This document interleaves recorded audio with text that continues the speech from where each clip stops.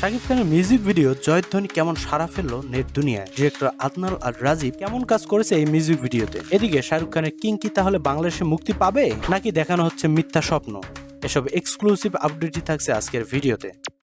শাকিব খানের রিসেন্ট কাজ জয়ধ্বনি, যেটা ইতিমধ্যেই নেট দুনিয়ায় ব্যাপক সাড়া ফেলেছে এবং এই মিউজিক ভিডিও 24 ঘন্টায় 15 মিলিয়ন ভিউজ ক্রস করে। এই মিউজিক ভিডিওতে শাকিব খানের যে লুক দেওয়া হয়েছে তা বরাবরের তুলনায় অনেকখানি হাই। শাকিব খানের ডান্স স্টেপ, ফুট স্টেপ বা পোশাক সবকিছুতেই ছিল একটা ট্রেন্ডি ভাবসাব। বয়স যে শুধুমাত্র একটা সংখ্যা তা যেন বারবার চোখে আঙুল দিয়ে দেখিয়ে দিচ্ছে শাকিব খান। এমরাইজের জন্য করা এই মিউজিক ভিডিওটি বানিয়েছেন আদনান আল রাজীব। ডিরেক্টর অন্যান্য কাজের মাঝে এই কাজটি একটু আলাদাই ভাইব অ্যাড করেছে। এই মিউজিক ভিডিওতে প্রায় 6টি দেশের শিল্পীরা অংশগ্রহণ করে। আসলে এটি এমরাইজের গ্লোবাল কোলাবোরেশনের একটি কাজ, যেটার উদ্দেশ্য ছিল বিভিন্ন দেশের শিল্পীদের একই প্ল্যাটফর্মে আনা। ইয়েস, সেক্ষেত্রে এমরাইজ শতভাগ সফল। আর এই সফলতার পেছনে কাজ করছে আদনান আল রাজীবের ক্রিয়েটিভিটি ও মেগাস্টার শাকিব খানের ব্যাপক জনপ্রিয়তা। জয়ধ্বনি যেহেতু একটি multinational cultural fusion project, so এটাকে ইন্টারন্যাশনাল মানে তৈরি করাও ছিল প্রধান প্রায়োরিটি। আর সেক্ষেত্রে সফলভাবে উতরে গেছেন পরিচালক আদনান আল রাজীব। এই মিউজিক ভিডিওর প্রতিটি সিনে ছিল হাই ভোল্টেজ উচ্চমর্গীয় সিজির কাজ।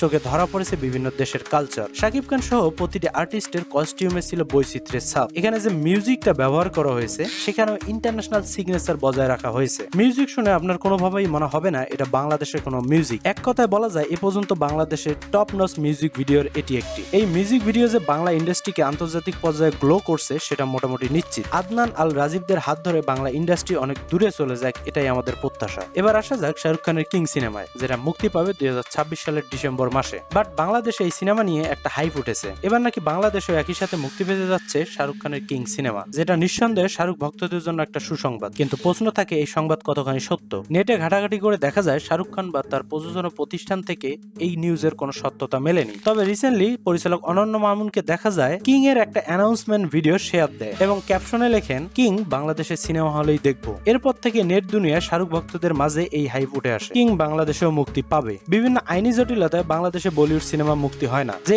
আক্ষেপটা বাংলাদেশের জনগণের মাঝে অনেক আগে থেকেই। তবে সেই আক্ষেপের অবসান ঘটিয়ে অনন্য মামুন 2023 সালে বলিউডের সিনেমা বাংলাদেশে মুক্তির দ্বার খুলে দেয়। সে সময় জওয়ান বাংলাদেশে ব্যাপক সাড়া ফেলে। সর্বশেষ তাকে কিং সিনেমা নিয়ে কথা বলতে দেখা যাচ্ছে। অনন্য মামুন যেহেতু অনেকটা নিশ্চিত হয়ে বলেছেন, সো বাংলাদেশে কিং মুক্তি হলে হতেও পারে। সো সে পর্যন্ত দেখা যাক কি হয়। আমাদের চ্যানেলের ভিডিওগুলো ভালো লাগলে সাবস্ক্রাইব করতে পারেন আমাদের চ্যানেলটি এবং ফলো করতে পারেন আমাদের ফেসবুক পেজ।